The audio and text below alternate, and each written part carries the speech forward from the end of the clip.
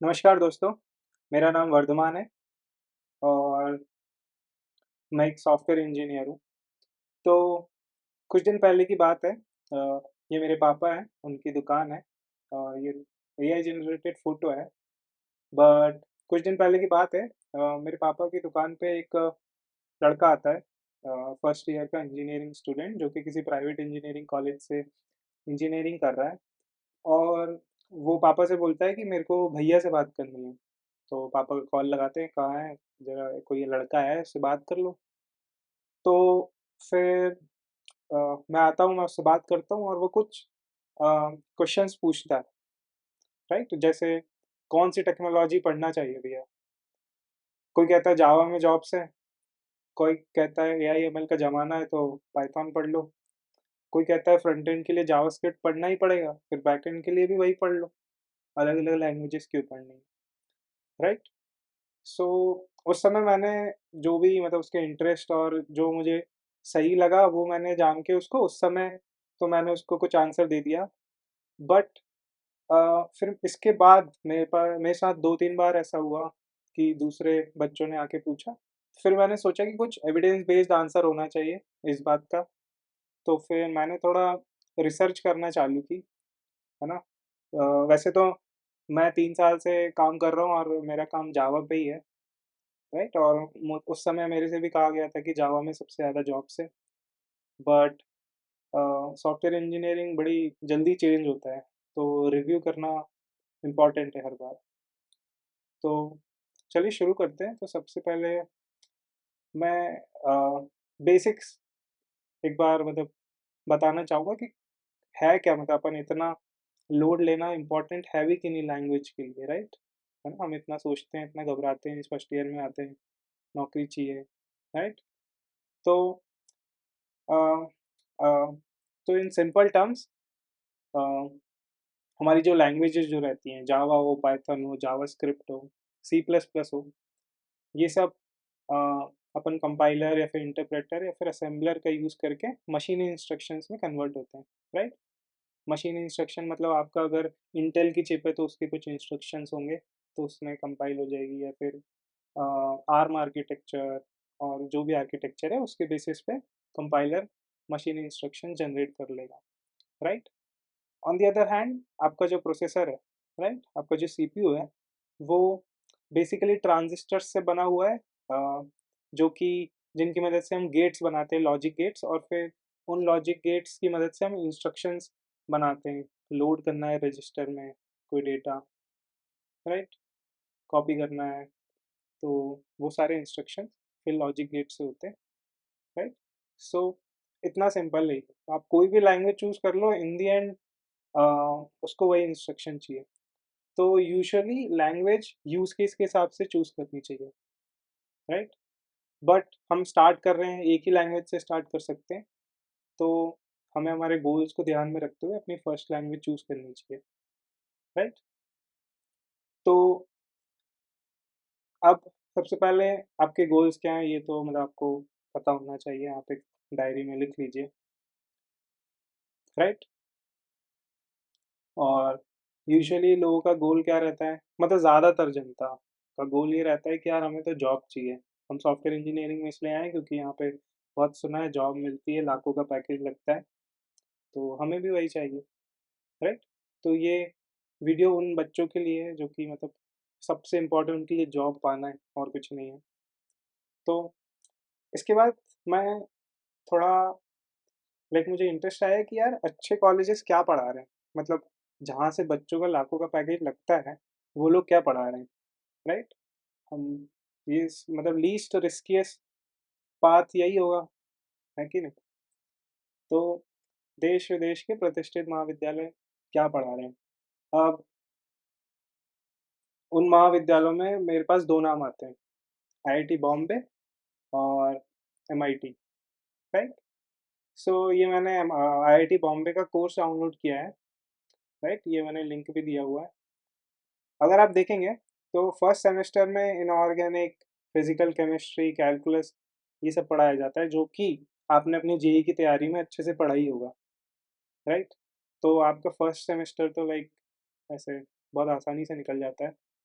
इसके बाद biology, chemistry second semester में, राइट? इसके बाद abstractions and paradigms in programming, linear algebra, electricity and magnetism. तो ये कोर के सब्जेक्ट है, ये मतलब सारी ब्रांचेस का कुछ-कुछ पढ़ाते हैं। फिर हम जब सेकंड ईयर में आते हैं, तो फिर डिस्क्रीट स्ट्रक्चर्स, सो डिस्क्रीट मैथमेटिक्स पढ़ाया जाता है, जो कि जिसमें प्रोबेबिलिटी और प्रूफ और ये सब, मतलब हमें हमारी अगर आप कुछ कोड लिख रहे हैं, तो आप उसको प्रूफ कैसे करेंगे, तो वो सारी प्रोसेसेस आपको पढ़ाई जाती है। और वो बहुत ही ज़्यादा इंपॉर्टेंट है, क्योंकि पास्ट में बहुत सारे ऐसे एक्सीडेंट्स हुए हैं एल्गोरिदम्स की वजह से, राइट? पर मुझे अच्छे से याद नहीं है, लेकिन कोई मशीन थी, उसमें कुछ कोड गलत था, या फिर बोइंग का कोई एयरक्राफ्ट था जिसमें कोड की गलती की वजह से वो क्रैश हो गया था और 200-250 लोग की मौत हो गई थी। तो ये बहुत ही इंपॉर्टेंट है कि आप रिस्पॉन्सिबली कोड करें, आपके पास प्रूफ हो कि आपकी कोड काम करता है, राइट? तो वही हम पढ़ते हैं, जो कि इम्पोर्टेंट है। मतलब अगर आप सच में एक अच्छा, मतलब एक क्वालिटी इंजीनियर बनना चाहते हैं, और आपने खुद ही एक्सपीरियंस किया होगा कोई क्वालिटी चीज़, जैसे आईफ़ोन है, राइट? लोग आईफ़ोन क्यों चाहते हैं यार? क्योंकि वो एक क्वालिटी चीज़ है, एक सॉलिड चीज़ है, वो काम करती है, जितना बोला जाता है उतना, जितना वो लोग एडवर्टाइज़ करते हैं उतना काम करती है, राइट? तो इसलिए हम उससे इम्प्रेस होते हैं। तो वैसे ही हमें इंजीनियर बनना है कि भाई, मतलब आपसे जो एक्सपेक्ट किया जा रहा है वो आप करोगे, और अगर आप उससे ज़्यादा करोगे तो आपको बोनस मिलेगा, आपको प्रमोशन मिलेगा, राइट? काम चलाऊ काम करोगे तो फिर कैसे ही चलेगा, राइट? अगर मेहनत कर ही रहे हो तो फिर अच्छे से करो, right? Anyways, so second semester में डिस्क्रीट स्ट्रक्चर, इसके बाद data structures and algorithms. Data structures और एल्गोरिदम्स अ, प्रॉब्लम सॉल्विंग में यूज़ होते हैं। ये एक, मतलब डिफाइंड सॉल्यूशंस एक मान सकते हैं, जिनका प्रयोग करके आप मतलब डायरेक्ट डेटा स्ट्रक्चर यूज़ करके बहुत सारी प्रॉब्लम सॉल्व कर सकते हैं। मेन इंजीनियर का काम है प्रॉब्लम सॉल्व करना, राइट? चाहे वो सिविल इंजीनियर हो जो कंस्ट्रक्शन की प्रॉब्लम करता है, कि यार यहाँ पे जो सॉइल है वो इस क्वालिटी का है, तो इस पे डैम कैसे बनेगा, वो वहाँ रिसर्च करता है। आप सॉफ्टवेयर इंजीनियर हो, आपको सॉफ्टवेयर बनाना है आपको, तो आप उस पे रिसर्च करते हो, प्रॉब्लम सॉल्व करते हो उसमें, राइट? सो डेटा स्ट्रक्चर्स और एल्गोरिदम बहुत इंपॉर्टेंट है, बेसिक अंडरस्टैंडिंग, एक लॉजिकल एबिलिटी बिल्ड करने के लिए, राइट? और आई थिंक मैं मुझे ऐसा लगता है कि हम भारत वाले थोड़ा इसमें लैक करते हैं। हम थोड़ा गहन चिंतन नहीं करते किसी भी प्रॉब्लम का, थोड़ा सोचते नहीं हैं, राइट? जैसे मैं एक एग्ज़ाम्पल देता हूँ, कि आप अगर कहीं बाहर जा रहे हैं, तो आप थोड़ा सोचिए, थोड़ा-सा मतलब दिमाग लगाना है कि यार, हो सकता है बारिश का मौसम है, बारिश हो सकती है, तो मैं वेदर चेक कर लूँ, बारिश के आसार है तो मैं छाता रख लेता हूँ। ये भी एक तरह की लॉजिकल थिंकिंग है, अपने रीज़निंग की, अपने डिसीजंस के अराउंड, राइट? सो ये हम ऐसे छोटे-छोटे स्टेप्स लेंगे तो आपकी लाइफ भी आसान बनेगी। एनीवेज़, इसके बाद डेटा एनालिसिस एंड इंटरप्रिटेशन, ये तो मुझे नहीं पता है, लेकिन नाम से तो ये समझ आ रहा है कि बार ग्राफ और ये सब एनालिसिस करना है इनका। इसके बाद इलेक्ट्रिकल और इलेक्ट्रॉनिक सर्किट्स के बारे में पढ़ाया जा रहा है, जो कि मतलब लो लेवल है, आपको अगर जानना है कि यार कंप्यूटर कैसे काम कर रहा है, राइट? कुछ लोग 2 तरह के लोग होते हैं, कुछ लोग हर चीज़, मतलब जब तक वो जान नहीं लेते हैं कि ये कैसे काम कर रहा है, तब तक उनका संतुष्टि नहीं मिलती है। और कुछ लोग को जो मतलब एक लिमिटेड स्कोप में काम करने में अच्छा लगता है? इसके बाद डिजिटल लॉजिक डिज़ाइन वही है ना? गेट्स बनाना, लॉजिक गेट्स बनाना, एडर, एएलयू और ये सब जो भी कंपोनेंट्स हैं सीपीयू के, वो बनाना, राइट? इसके बाद कंप्यूटर नेटवर्क्स हैं। कंप्यूटर नेटवर्क्स की हमारा जो डेटा है वो कैसे जाता है, इंटरनेट के बारे में पढ़ाया जाता है। तो बहुत ही अगर आप देखेंगे आईआईटी बॉम्बे का जो कोर्स है, बहुत ही मतलब एक-एक सब्जेक्ट अलग-अलग से पढ़ाया जा रहा है, राइट? कंप्यूटर आर्किटेक्चर पढ़ाया जाएगा, कि कैसे रजिस्टर्स, कैसे कैशे एक-दूसरे के साथ कैसे काम करते हैं, किस-किस लेवल के कैशे होते हैं, क्या-क्या होता है। इसके बाद डेटाबेस और इन्फॉर्मेशन सिस्टम, इसमें नॉर्मलाइज़ेशन और ये सब डेटाबेस के बारे में पढ़ाया जाएगा, कि यार बेस्ट, मतलब सबसे अच्छे से कैसे डिज़ाइन करें हमारा डेटा, क्योंकि बहुत मुश्किल होता है। अगर एक बार मान लीजिए आपने कोई डेटाबेस बनाया है यूज़र का, अब उसको आपको इसके बाद, अब आधार कार्ड तो अभी आया था, अब आपको नई रो ऐड करनी है, तो वो थोड़ा मुश्किल हो जाता है फिर, राइट? सो वो कैसे डील करेंगे या बेस्ट उसको फ्लेक्सिबल कैसे बनाएँ स्कीमा को डेटाबेस के, ये सब। ऑपरेटिंग सिस्टम के बारे में पढ़ेंगे, राइट? ऑटोमेटा थ्योरी, जो कि कंपाइलर डिज़ाइन और ये मतलब कैसे ऑटोमैटिक मशीन्स कैसे बनानी है वो। उसके बाद इम्प्लीमेंटेशन ऑफ प्रोग्रामिंग लैंग्वेजेस, ये मुझे ज़्यादा आइडिया नहीं है। लेकिन अगर आप ये जो कोर्स कोड के हिसाब से सर्च करेंगे तो देयर इज़ पॉसिबिलिटी कि एनपीटीईएल पे आपको रिकॉर्डेड लेक्चर्स मिल जाएँ आईआईटी बॉम्बे के या फिर और कहीं से, राइट?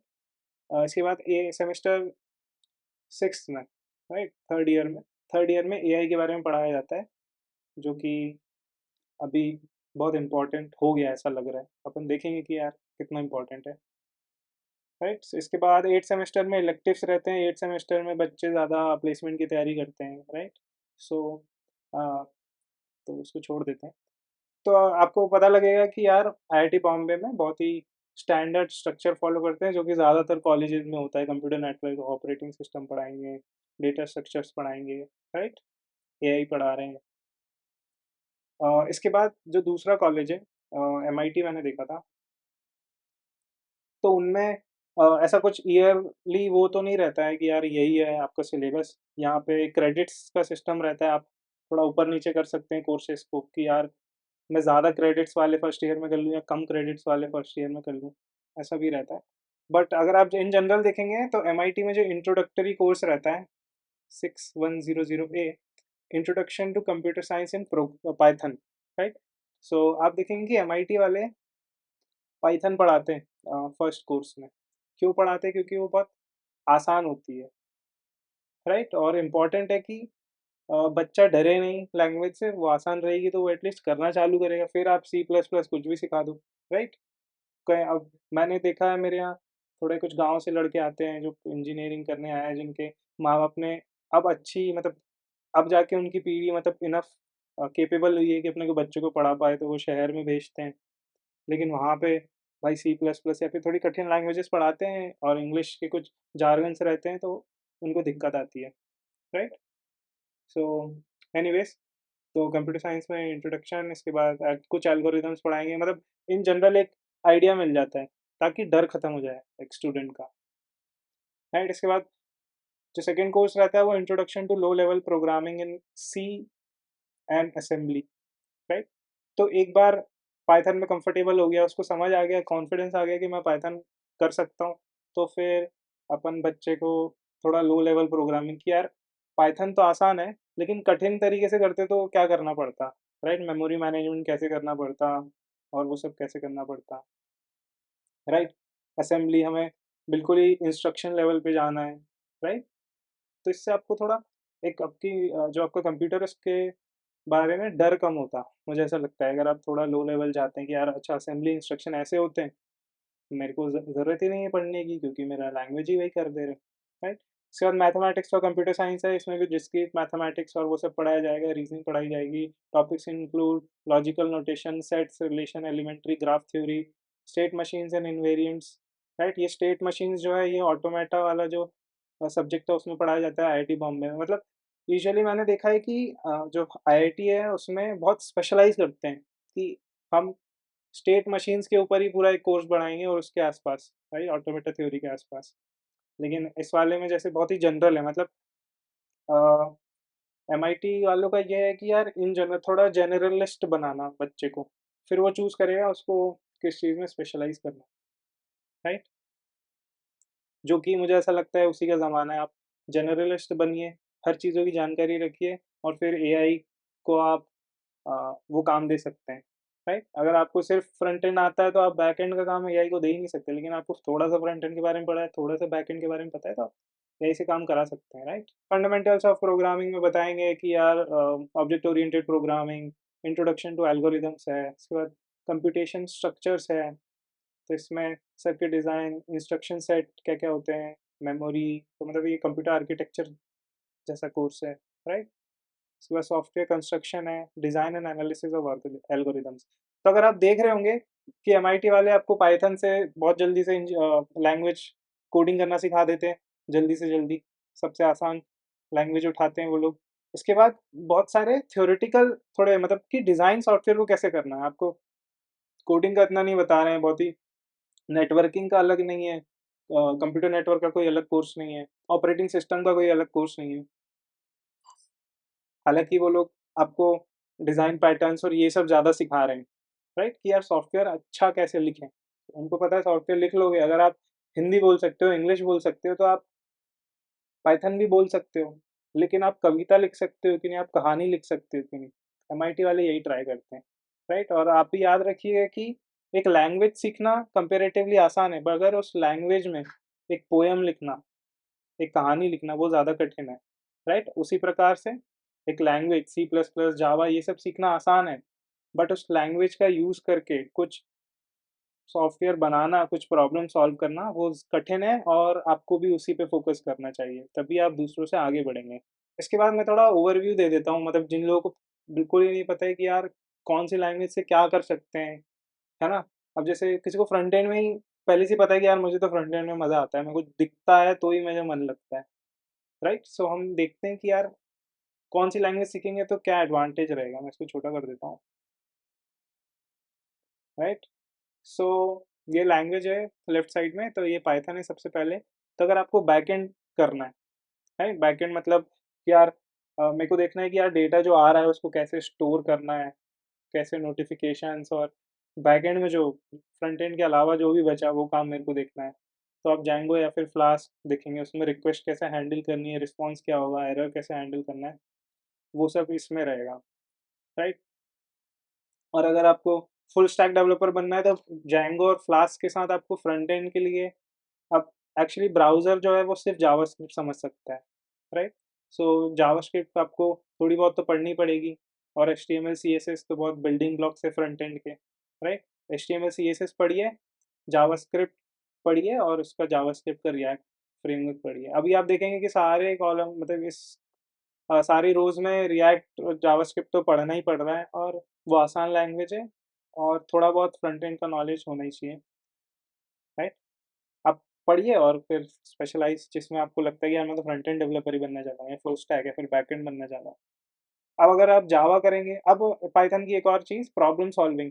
तो पाइथन एक इंटरप्रेटेड लैंग्वेज है, तो वो लाइन बाय लाइन उसका कोड इंटरप्रेट होता है, कंपाइल होता है। डायनामिक टाइप लैंग्वेज है, आसान है, इसलिए हमें ये नहीं देखना कि स्ट्रिंग टाइप वेरिएबल का कोई टाइप डिफाइन करना है। लेकिन थोड़ी स्लोअर है पाइथन, इसलिए आप देखोगे कि लोग आपको मना करेंगे कि यार डीएसए मत करो। लेकिन आपको ये जानना ज़रूरी है कि प्रॉब्लम सॉल्विंग किसी भी लैंग्वेज में हो सकती है। अगर आप कॉम्पिटिटिव प्रोग्रामर बनना चाहते हो कि यार 1-1 मिलीसेकंड का अंतर आएगा फर्स्ट और सेकंड प्राइम में। कॉम्पिटिटिव प्रोग्रामिंग मतलब आप कम्पीट कर रहे हैं, 2 लोग सेम कोड लिख रहे हैं, राइट? तो ये मैटर करता है कि किसका फास्ट रन करता है, तो उसमें सी प्लस प्लस या फिर और लोग मतलब सी प्लस प्लस ऐसी और low level language, compiled language का यूज़ करते हैं। लेकिन अगर आपको पता है कि यार मुझे वेब डेवलपमेंट या फिर इन सब चीज़ों में से कुछ करना है, मेरे को कॉम्पिटिटिव प्रोग्रामर नहीं बनना है, तो आप सिर्फ general programming, problem solving Python का यूज़ करके भी कर सकते हैं, राइट? और पाइथन का एक फ़ायदा है कि ज़्यादातर जो कम्युनिटी है, वो एआई के अराउंड जो भी लाइब्रेरीज़ है, वो पाइथन में ही बनाती है। क्यों बनाती है उसका रीज़न मुझे नहीं पता, शायद क्योंकि पाइथन आसान है, तो सबसे पहले लोगों ने यही पिक की होगी। हालाँकि दूसरी लैंग्वेजेज़ में हो सकता है, भाषा ही है ना? और लोग किताबों का अनुवाद करते ही हैं एक से दूसरी लैंग्वेज में, बट शायद पाइथन ही लोगों को अच्छी लगी हो, और फिर लोगों ने मेहनत नहीं की होगी, हम जावा में भी वही लाइब्रेरी क्यों बनाएँ जब पाइथन में है, राइट? सो ये सब लाइब्रेरीज़ हैं जो एआई-एमएल में यूज़ होती हैं, राइट? उसके बाद अगर जावा सीखते हैं आप, आपने सुना होगा कि यार जावा में बहुत जॉब्स हैं, तो उसमें स्प्रिंग फ्रेमवर्क और एक फ्रेमवर्क है क्वार्कस जिसमें मैं काम करता हूँ, वो यूज़ किया जाता है। फ्रंट एंड करना है तो एचटीएमएल, सीएसएस तो सीखना ही है, आपने शायद स्कूल में भी सीखा होगा, राइट? और रिएक्ट जो कि जावास्क्रिप्ट का फ्रेमवर्क है, वो बहुत आसान बना देता है, राइट? जावा का क्या फ़ायदा है, प्लेटफ़ॉर्म इंडिपेंडेंट है तो थोड़ी कॉम्प्लेक्सिटी अ, ले लेता है, मतलब हमें कई बार कुछ एरर्स रहते हैं जो प्लेटफ़ॉर्म की वज़ह से हो जाते हैं यार, कि हमारा प्रोसेसर अलग था, थोड़ा कुछ चेंज हो गया, राइट? तो जावा में ऐसा नहीं है। स्टैटिकली टाइप लैंग्वेज है, ये बहुत स्ट्रिक्ट लैंग्वेज है जावा। आपको अगर आप चाहते हो आपको जीवन में, अगर आपको बहुत स्ट्रक्चर चाहिए कि यार मैं तो इतनी बजे उठूँगा, इतनी बजे ब्रश करूँगा, या फिर जो रहता है, तो जावा भी वैसी लैंग्वेज है कि आपको हर चीज़ कर रहे हो तो उसके बारे में डिफ़ाइन करना पड़ेगा कि यार ये स्ट्रिंग है, इसमें सिर्फ़ स्ट्रिंग ही होल्ड करूँगा, ये नंबर है, इसमें सिर्फ़ नंबर ही आना चाहिए, राइट? उसके बाद जावा में बहुत ज़्यादा मतलब डेवलपमेंट हुआ लास्ट के मतलब 10-15 सालों में। बहुत सारे लोगों ने काम किया, और बहुत सारी लाइब्रेरीज़ बनाई, सपोर्ट बहुत है। जो पुराने-पुराने जो आपके डेवलपर हैं 30-35, 40 40 साल वाले, वो अभी भी जावा में काम करते हैं और उनका एक्सपीरियंस इसलिए जावा अभी भी पॉपुलर है क्योंकि उन लोग को वही आती है और उनका 20 साल का एक्सपीरियंस हो गया है, तो देयर आर चांसेस कि वो नई लैंग्वेज से अच्छा जावा में ही वो कोड लिख पाएँगे। तो इसलिए जावा अभी भी है और इंजीनियर्स की वजह से डिपेंडेंसी अब कंपनी अब इंजीनियर को अगर जावा ही आती है तो कंपनी ऐसा तो नहीं है उनको मजबूर कर सकती है पाइथन या फिर उसको, राइट? इसके बाद जावास्क्रिप्ट और टाइपस्क्रिप्ट है। तो टाइपस्क्रिप्ट जो है वो जावास्क्रिप्ट के ऊपर ही बेस्ड है, बस इस पे जावास्क्रिप्ट क्या है, डायनामिकली टाइप्ड लैंग्वेज है, बट उसकी वजह से बहुत सारे एरर्स पकड़ में ही नहीं आते थे, राइट? सो इस वजह से टाइपस्क्रिप्ट बनाई जो कि उसपे टाइप ऐड कर देती है। मतलब पहले जावास्क्रिप्ट में कुछ डिफाइन करते थे अपन, तो वैर नेम इक्वल्स टू वर्धमान, इसके बाद नेम इक्वल्स टू 20 भी लिख सकते हैं, तो इस वजह से एरर आ जाते थे, राइट? तो लेकिन टाइपस्क्रिप्ट में क्या, अपन वैर की जगह string name equals to Vardhaman करेंगे, तो अब वर्ड जो नेम है वेरिएबल है उसमें सिर्फ स्ट्रिंग ही आ सकता है, राइट? तो टाइपस्क्रिप्ट वो वाली कैपेबिलिटी ऐड करता है और तो इवेंचुअली मतलब इससे आपको पता चलेगा कि टाइप इन्फॉर्मेशन ज़रूरी है।